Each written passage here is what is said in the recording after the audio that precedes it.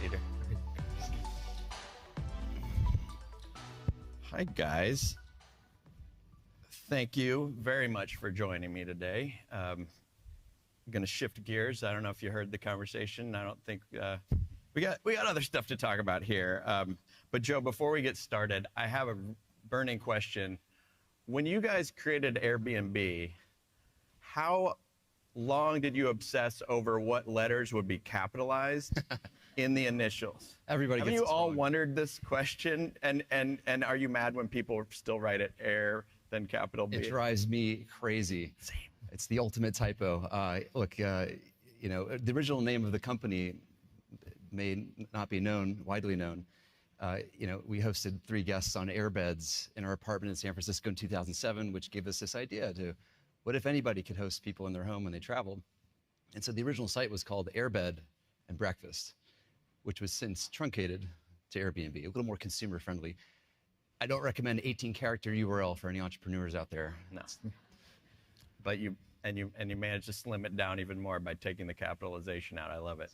And obviously, you know, while there's a lot more to design than that kind of design choice, it is an example of kind of the detail that you sometimes, I'm sure both of you have like found yourself in these situations where like an hour later, you're like, why have we been talking about the capitalization of one letter for the last hour? But I love it. Okay, so let's talk about the National Design Studio. We never had one, not in recent memory. Why do we need one now? It's a great question.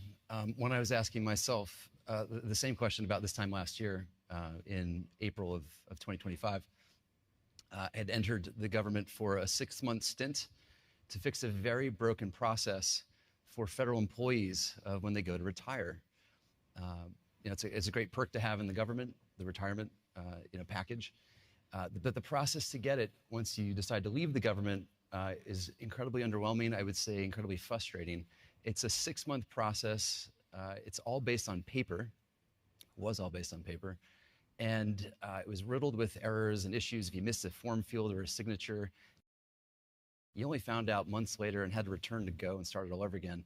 People had no idea how much their check was going to be until it arrived months later. This is like kind of an injustice, I think, to civil servants who give us the best years of their life to go through this obstacle course of this maze of a process. In fact, it was so complicated, they had to do 2 required online trainings just to figure out how to retire from the federal government. So they asked me to come in and say, wow. Hey, Joe, you know something about great user experience. Can you bring this online once and for all? And in fact, the government had been trying to do this for 20 years since the Bush administration in 2002. They spent $100 million trying to do this, digitize this process, unsuccessfully. And in the course of about 6 months, with me and 4 of my peers from Silicon Valley, we brought the process entirely online, and we rapidly, fixed the way that people retire from 6 months to, in some cases, 6 minutes. And then the president made an executive order to create the National Design Studio. I wish it was that simple. Was that, yeah, what? So what happened next was, while I'm on campus in DC working on this initiative, word got around that for less than $1 million with 5 people, we were able to solve this problem that had been beleaguering the government for many decades. And so cabinet secretaries started calling me, started getting introduced to people in the White House saying, hey, can you come do that for us? And it sparked this bigger idea of, well, wait a second, maybe there's a bigger initiative here.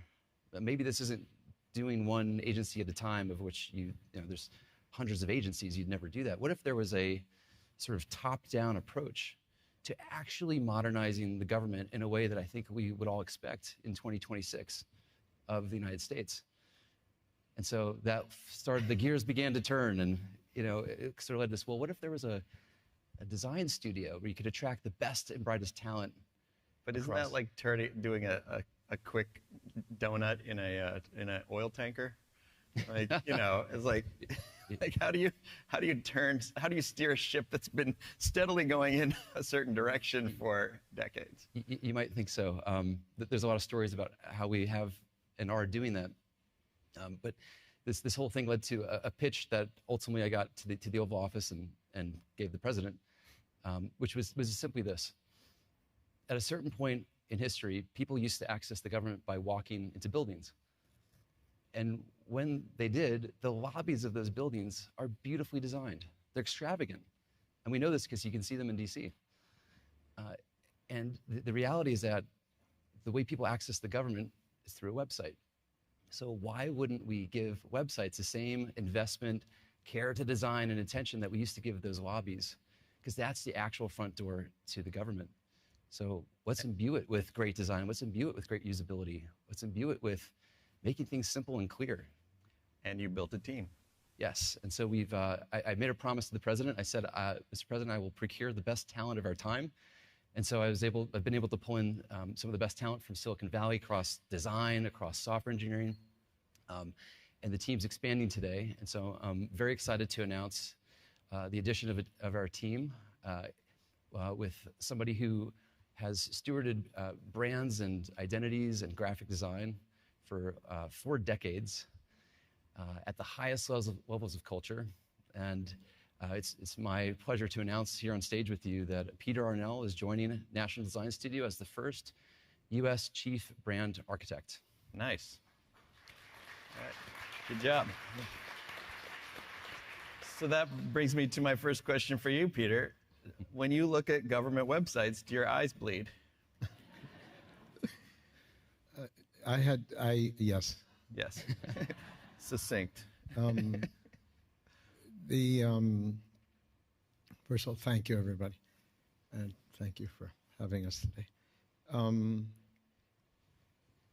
There's so much activity going on in the studio now in Washington. And the most important thing is to build a unity and define clarity around that publicly so that people could anticipate the great, and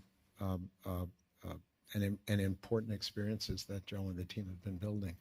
And so it's a very, very interesting, when you talk about 27,000 websites and on, it's an interesting challenge. Yeah, there's 27,000.govs websites, and they want to overhaul them all, which I think that's a lot. I think even starting with 10 or 20 would be a Herculean effort, but it's impressive. Is it a rebrand? I know branding is your forte. Is this a rebrand? And if so, what are the messages that you want to convey in a rebrand? Yeah. So, United States of America is the greatest brand in the world. So this is a very special and different perspective on the word brand, in the sense that we're not rebranding this country, of course. Right. What we're trying to do is very specifically have a consistency, unified look and feel and experience, so that we start to build trust in the way that the American citizen, daily interacts with the government. And we are convinced that we can get that going in a very, very powerful way. So how much is this, the entering the building metaphor really works for me, because we've all walked into these government buildings, fewer and fewer occasions to nowadays, as you point out, but like it's still something we've all done. But then you go to room 32B in the back and get in line, and there's someone who might yell next every 30 minutes. How much of this is mechanics that you have control over, and how much of it is stuff that there's a whole bureaucracy that's in place that you can't mess with? Well, there's something that's very special about this particular administration, which is that if I were to sum it up, it's about building. There's a spirit of building right now in DC like never before, and certainly on the digital infrastructure side just as much as anything else. And that's where we come in. So we have an incredibly proficient technical team of some of the best software engineers I've ever worked with in my career. And the reason that this works is because at the highest levels, from the president to the chief of staff, Susie Wiles, to the cabinet members, this is a mandate, and it's an exciting one. I think if you went through any agency and you said, hey, would you like to upgrade and be the equivalent of a best-in-class consumer-grade app on the internet? Everybody says yes. Yes, we would. And so now we've actually been able to finally align the interests of agencies, the cabinet members that run them, through up to the White House and with the executive order, America by Design. So then what happens? I mean, it's great. And I think that makes sense to me. But then the hard work begins. The sleeve rolling up begins. Yes. What is that like? That must be a messy process. Well, sure. I mean, anytime you're either building something new or in some cases, fixing the old thing, it's not always straightforward. But I think the incentives are aligned.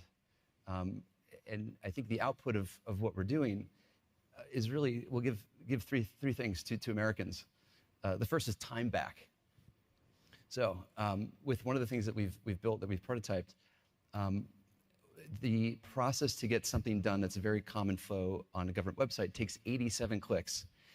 In what we've built, it's whittled down to 12 unoptimized. And I think we'll probably get that under 10. So there's a 10x improvement to the time to get a very, very popular user flow done on a government agency. And I think that translates to just time back in people's lives. Second thing is, I think we're gonna give people dignity back. We're trying to navigate the maze of government websites and getting lost, or a page timing out, you lost all your data and you gotta go back and start over, which is a very common thing, by the way. And it's just feeling like, oh, I'm not really in control here. These systems are too complicated. I think we can give people dignity back. You don't necessarily feel, like you're just lost in this maze of things. And the third thing is, I think we can deliver pride.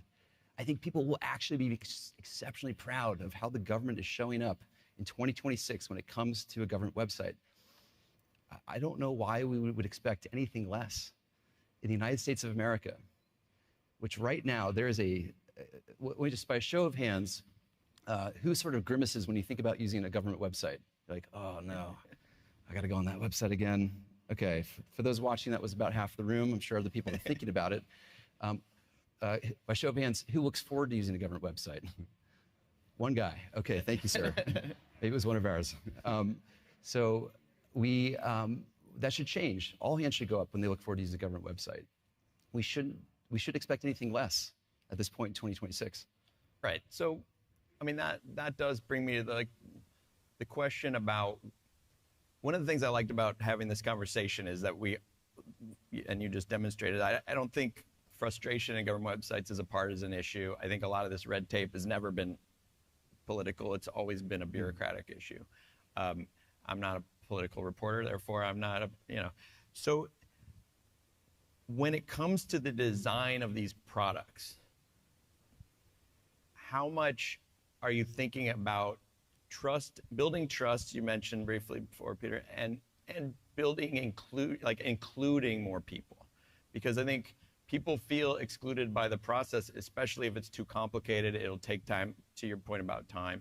How do you measure that? How do you measure success in trust and inclusion? I could share an anecdote from just last week. I was recruiting a designer, and she admitted to me, she goes, Joe, I just have to tell you, I'm married, but I haven't changed my last name. I go, well, okay.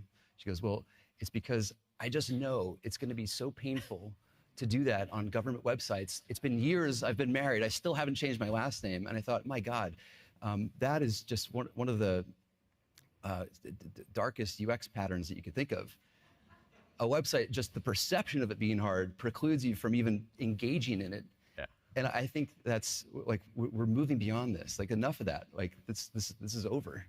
Like, people should feel empowered to get the thing done with the government that they need to get done. And so, if I were to continue the answer to your question, there's the spirit of Airbnb here. If you think back to what I've learned about how do you take a complicated process, which back in the day, getting to vacation rental was not an easy process. You were on Craigslist, you were wiring money to strangers, you had to deal with contracts, emailed back and forth. We just looked at it and said, well, what if we simplified this? What if we just made this easy, delightful, secure, safe, trustworthy, and imbue it with good design that people could get done what they need to get done quickly without the angst and without the anxiety that used to go into that process. I think there's so many parallels to us being able to translate those ideas of simplicity, of clarity. When you're looking at a government website, there's a lot going on. Can we simplify it and help people get to what they're looking for quickly? Peter, any thoughts on that subject and how you want to approach it? Well, the easy answer to how do you measure that is obviously, citizen participation. So if the citizen experience is delightful and interesting and also relevant to the way the culture and society is today, I think there's going to be a very, very quick and very, very important kind of dissemination of those sites' relevancy and importance and in the way we live and in people's lives in general. Branding normally tries to sell things from a very commercial point of view, and in this case, what we're trying to do is to have people live in something, which is a very, very unique and interesting case study for what Joe and the team are doing at the National Design Studio. I think also there's this incredible opportunity to use design to give people new opportunities, find solutions, and also create a lot of excitement around things that truly are boring or difficult at present. And it's not like people over the last 40 years haven't tried and done great jobs. Of course, there's just a lot of systems and functions, et cetera, that work well. It's just that somehow the world has jumped ahead of the opportunities that the government had, and I think Joe's putting that back in its rightful place. Well, and speaking of jumping ahead, I think the advent of generative AI is kind of the timing coordinates well with you. But I want to know, are we going to start vibe coding government sites? How does that work? You guys all know what vibe coding is, right? When you tell Claude to build your website and it just kind of does, and you don't really have to know how that code got there. It just works. I mean, I imagine part of you really wants that to be the solution, and part of you knows that there's a lot at risk here to let a bot do that, right? Am I? Well, thankfully, we have very capable software engineers, so they don't have to vibe code. So that's the first part of that. All software engineers have to vibe code. That's what Mark Zuckerberg said. You can enhance, you can accelerate your process with the tools that are emerging right now. But I think there's actually a great example of something that we shipped recently, which leverages these emerging technologies. So obviously, July 4th this year is the 250th anniversary of the nation, and we were asked to help work on a website called 250.gov, which is a site that shows you all the activities, all the things that you can engage in as an American to celebrate the nation. And so if you go to 250.gov, you can see a way that we've employed some generative features that I think are fairly interesting, where for the first time, I think to our knowledge, this is the first time an AI tool like this has been rolled out in the government, where you can actually talk to the website. You can actually say, hey, I'm thinking about going to DC with my family of 3 kids. What are the things to do? And so suddenly, we flip the script, where it's not me, the citizen, having to go hunt down through websites and look for links and try to find the thing I'm looking for. We flip the script. You tell the website what you need, and the website goes and compiles across the data set of 250.gov and gives you a generative UI experience of, well, based on a family of 3, coming for these dates in the summertime, here are the activities going that are appropriate for kids. And it's packaged right there. It's like an itinerary that's been built for you to help you plan your trip. So there's something very interesting about that. And with that, the UI is just not, it's not like a chat back and forth. There's actual UI that's compiled in the moment to deliver to you exactly what you're looking for, rather than having to go hunt through a bunch of links to try to find it. Right.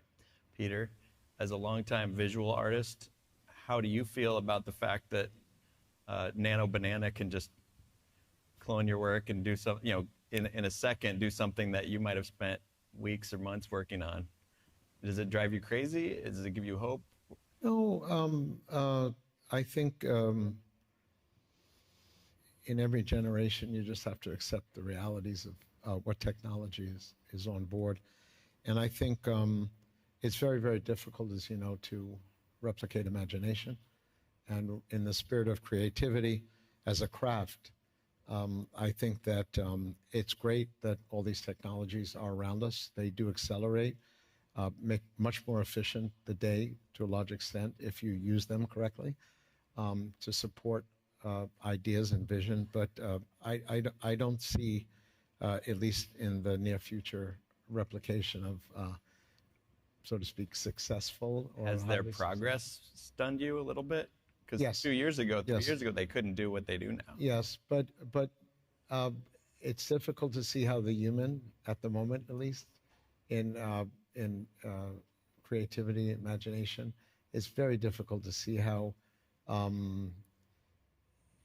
that IP, so to speak, is going to evolve in front of known data.